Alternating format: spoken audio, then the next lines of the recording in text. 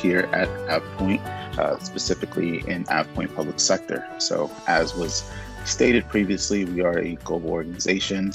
We help manage, migrate, and protect content going into the cloud or that's already existing in Microsoft 365. And what I'm here to really discuss today is a case study actually from one of our clients in the public sector space, the city of Point St. Lucie.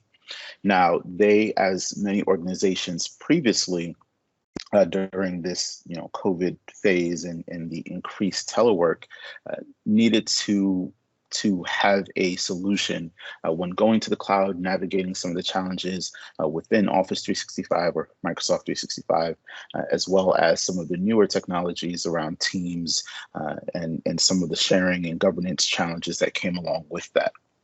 Right? So moving forward specifically to their use case. Now, again, there was a couple of different ways where AvePoint came and assisted them. Number one is helping them get some of the content into the cloud itself, right? Because first and foremost, your end users aren't going to essentially leverage it if their content isn't there. So we help provide them with the mechanism for doing that. Secondly, we helped them with some governance challenges that they had around naming conventions, around how to handle lifecycle and retention management of their workspaces and their content, as well as some external sharing settings.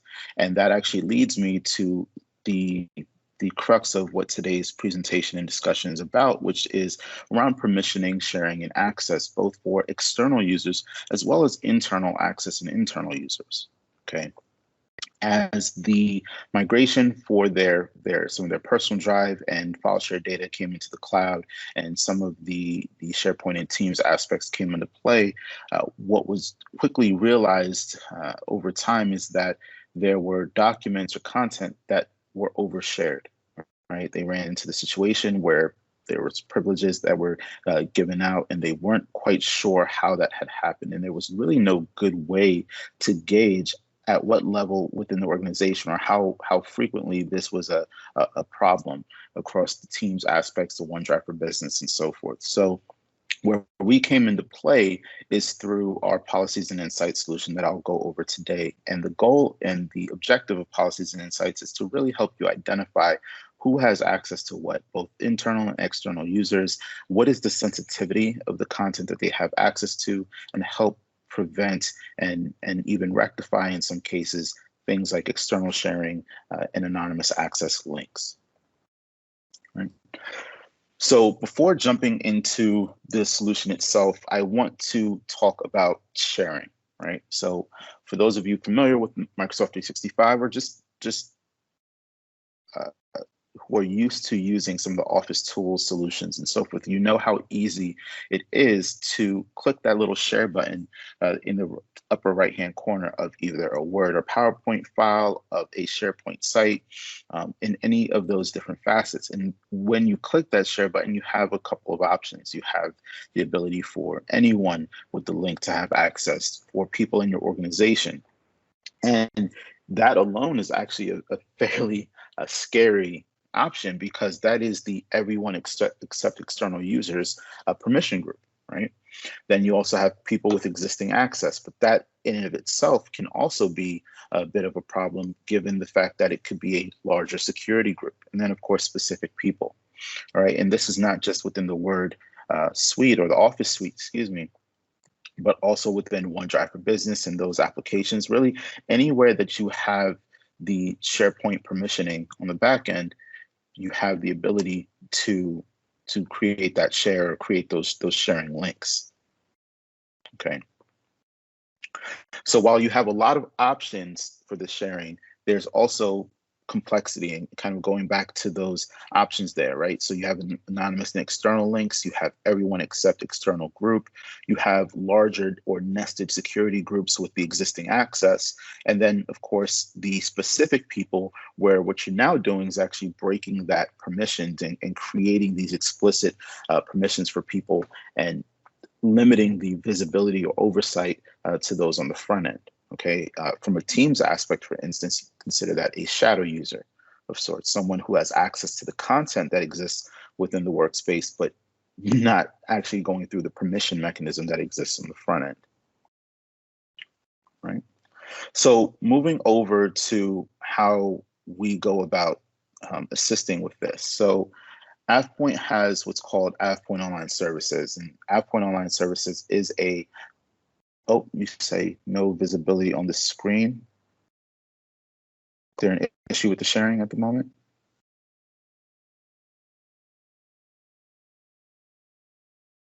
All right, apologize. Hopefully that worked itself out. Let me know in the chat if there's still an issue with viewing the screen here.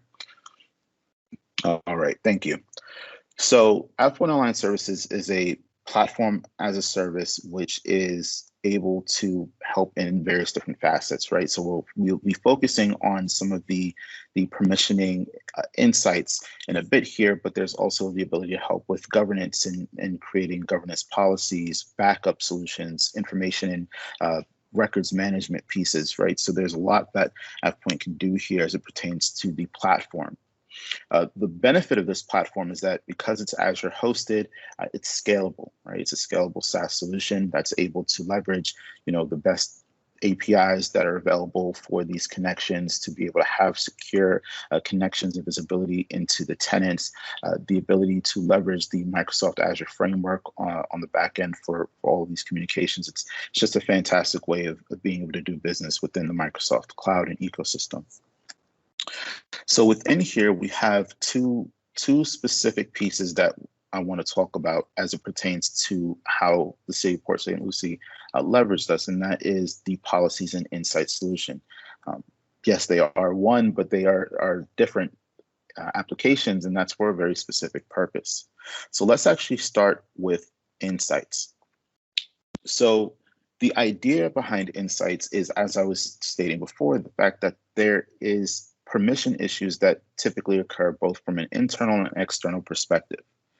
All right. What we are doing here is we're taking a look at the major services, or as we call them, major workspaces. Right. You can think about workloads, whatever verbiage you might want to use there, but you have your teams, your SharePoint, your OneDrive, and your groups. Okay. And what we're looking at here is your overall risk. Okay, now how do we define that? So I'm going to navigate over here and let's take a look at the risk matrix. What we are doing is we're looking at a combination of things. Number one, we're looking at the exposure level, right? How much content is exposed to large or wide groups of individuals or external users, right? And as that exposure level goes up, what is the sensitivity of that content as well?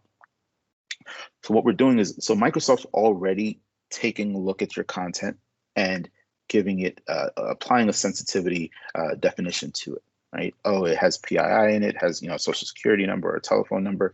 It's going to be classified as, X versus something that has a passport number or driver's license information will be classified as Y. So what we're doing is we're taking a look at what Microsoft is classifying your data as based off of these definitions, and then combining that with the exposure level. And that's how you come up with your risk.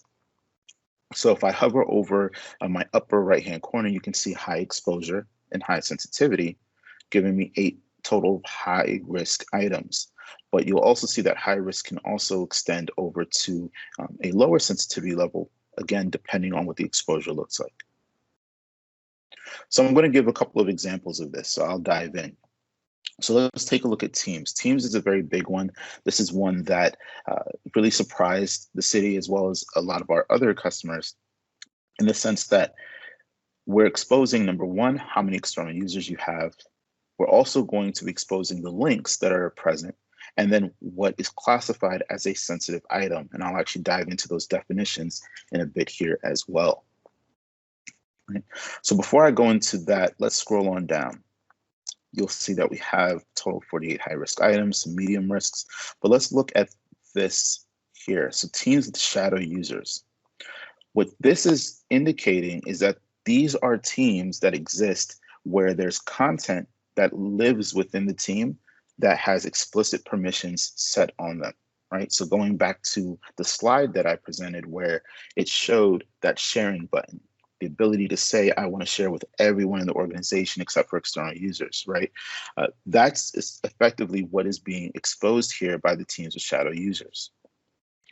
Additionally, we give you a really easy way to streamline and see the teams that have guest users, any that don't have an available owner, and then which ones have high-risk items. All right, so this allows you to not only isolate the data, but isolate the locations of that data itself.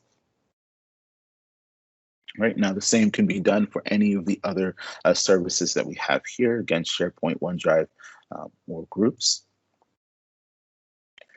And we'll take a look at a couple of things here. So number one, I'm going to jump into external users. What this allows you to do is see all of the external users and the domains or email addresses associated with them, and how many sensitive items or how much sensitive content they actually have access to, right? Now, what you'll also see here is the ability to trust certain individuals. What this allows you to do is actually, at a very high level, easily see, okay, I might have 8 external users, and you might have seen the 5 out of 8 that I clicked on before.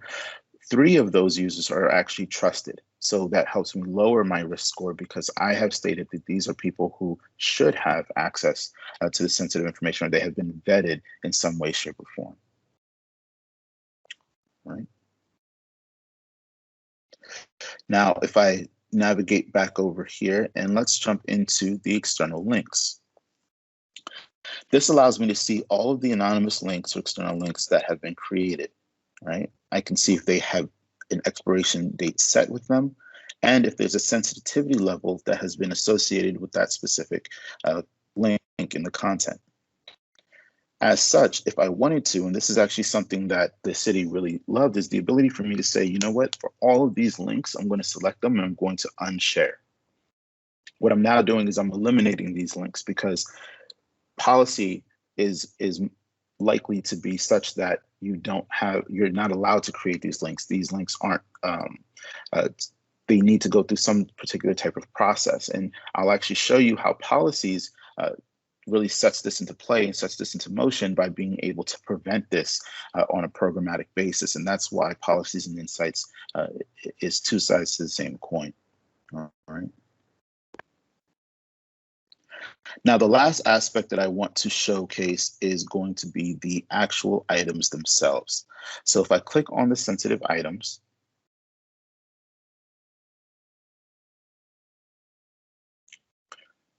you'll be able to see all of the individual documents, files, PDFs, whatever they might be, who they were created by, what team they belong to, and then the associated risk level based off of the sensitivity and the exposure. If you want to specifically know why something is classified as medium, you can click on it and it'll indicate this is because there's a telephone number here. This is because there's tax information number and a social security number here, right? And then from the exposure level, if I click on this, this lets me know that this is shared with 8 external users and 1 large group, right? Now, again, I can talk through what these definitions look like after this, but again, the idea is that we're combining these 2 factors to create your overarching risk. From this screen, I can do a couple of additional things. So number one, let's take this for instance, I can view the permissions associated here. I can also view the activities. And if you're leveraging sensitivity labels within your tenant, you can actually apply sensitivity labels to this content. What that allows you to do is take Microsoft's functionality and say that you want to encrypt this, you want to, potentially have another action associated with this item based off of its nature. Right. So let's view activities. So for instance, here I can see who uploaded the file. I can see the IP address, the date and time that this occurred, and any additional information here.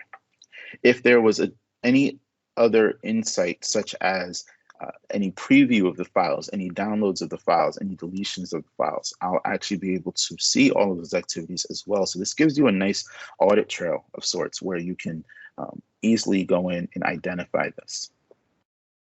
Now, before I continue, I do want to address something that might be a thought in mind. I don't see the question in the comments, but I'll be a bit proactive here. Why not the Security and Compliance Center? Right, there are DLP policies. There are other different ways for you to isolate and identify this content as well. So This is not to take the place of the Security and Compliance Center or DLP policies or any of those different facets. There's two things that we're accomplishing here. Number one, or excuse me, three things that we're going to accomplish here. Number one, we're going to combine, once again, the risk and the sensitivity of the content, or excuse me, the exposure and the sensitivity of the content to give you a risk.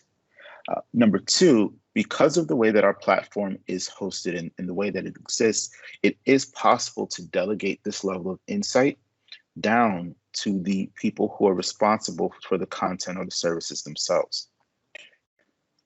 I'm sure as IT professionals who are here, potentially global admins or service admins, you all might be aware of the fact that you shouldn't have a lot of sprawl as it pertains to permissions. Not everyone should have global admin access. Not everyone should have Security and Compliance Center access. So how do you handle that? As opposed to continuously bothering the people who do or submitting those tickets, it's a way to, through a delegated administration model, provide someone with the appropriate role and responsibilities access to another way to view this content. And that's the second thing that we're achieving. The third thing is going to be what I touch on in policies in a minute or two here. Okay.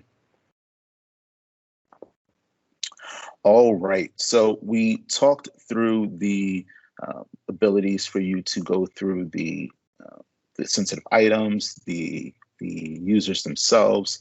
We talked about the shadow users. So one thing that I want to make clear is, how are we defining all of these different things?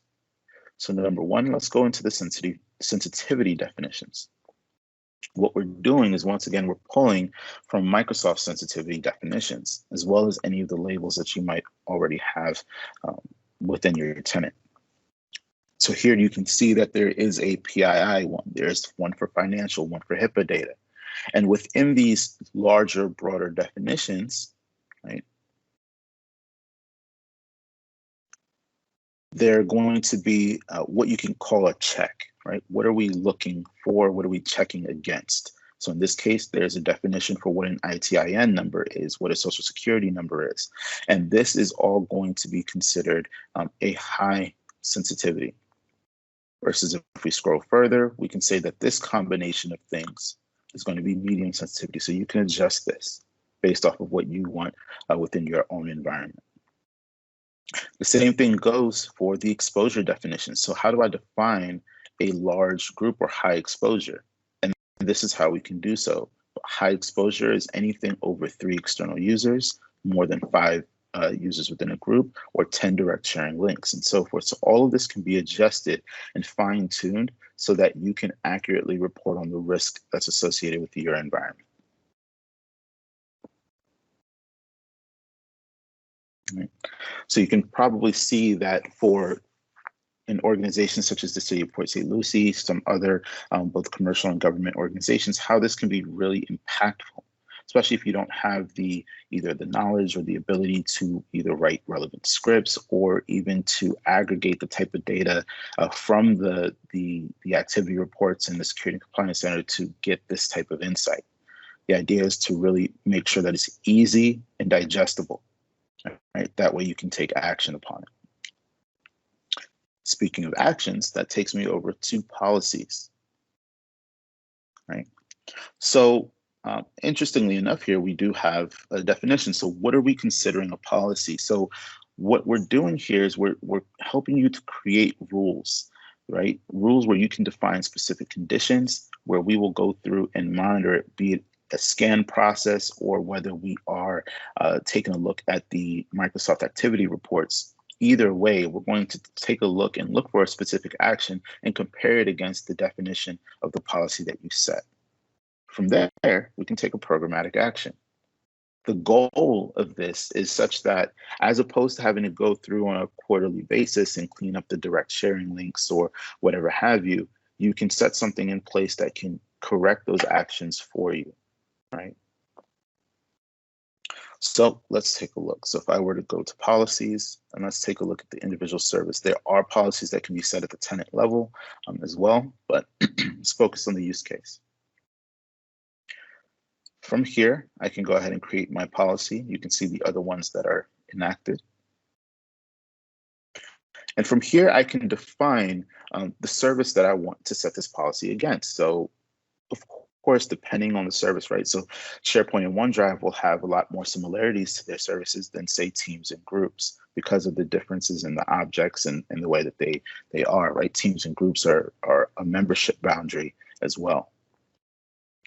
So let's click on Teams, right? I can create a name for my policy. And where the magic happens is within the rules themselves. So if I were to open up these rules, you'll see all types of different actions that I can take or policies I can put into place. And the icons on the right-hand side will indicate if this is a team group-based rule, or if I scroll further down, you'll see a team only, such as a naming enforcement or enforcing some of the settings, right? So if there's a team owner and you don't want them to be able to make certain adjustments in the settings, you can create a policy for that. That'll automatically correct those. And then you have those that are affecting the SharePoint or OneDrive backend to those teams and groups. Right? So in the same vein of the use case we've been discussing today is the issue of direct sharing.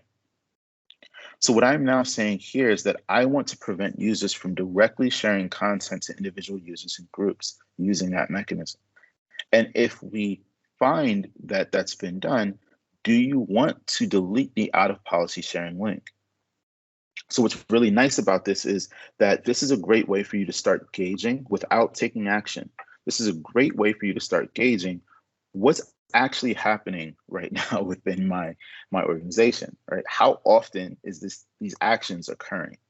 So if you want this to be a notification only policy, you can do that and use that as a coachable moment. Right? Find those individuals who are breaking the policy. Maybe you can create some type of a strategy for best practices and helping people to understand how it is they should be interacting and they should be using the sharing mechanism, the fact that they should be invited, right, to the team itself, as opposed to creating these disparate links. A couple of different ways that you can handle it. However, if you find that it is a problem and it takes a lot more time for you to correct these actions, despite being able to use insights, then we can take this automatic action, okay? So that's the goal of what policies is able to do. And different policies have different ways that you can enforce them. So you have the scanning, which you can have based off an hourly, daily, or weekly basis. And then again, we also have other policies that can pull from Microsoft activity reports and then correct the actions that were taken.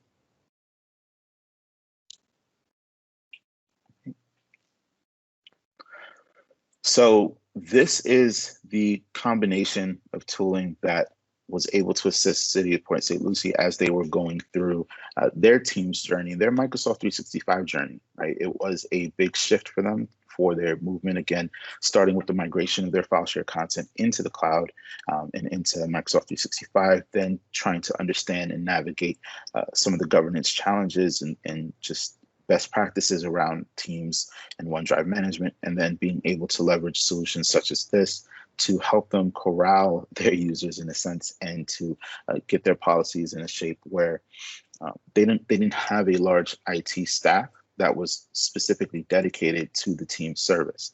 So therefore, it was left up to about 2 individuals, I want to say 1 or 2 individuals, to make sure that these things were working appropriately. So having such a tooling was very beneficial on their end. All right.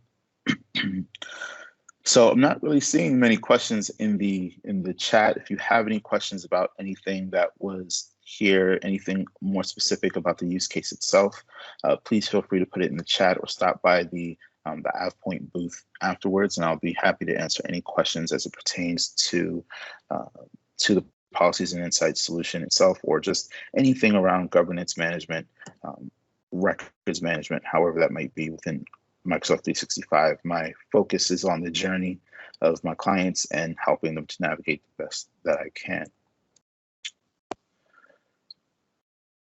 So in wrapping up here, do want to make sure that I ask you to join in supporting the Chicago Public Schools through the Children First Fund. This is a fantastic initiative that they're doing here. So I definitely urge you all to go ahead and do so. Check out the link, use your QR code reader on your phone, however you decide to do this. Right? And then lastly, of course, go ahead and provide some feedback. So if you liked the session, if there was some more information that you wanted me to dive into, or that you would like to see from something like this, just let me know, provide me that feedback. This would be extremely helpful. All right. So with that being said, I'll go ahead and wrap up now so that we can prepare for any further sessions. Please feel free to ask any questions or join me in the group. Thank you.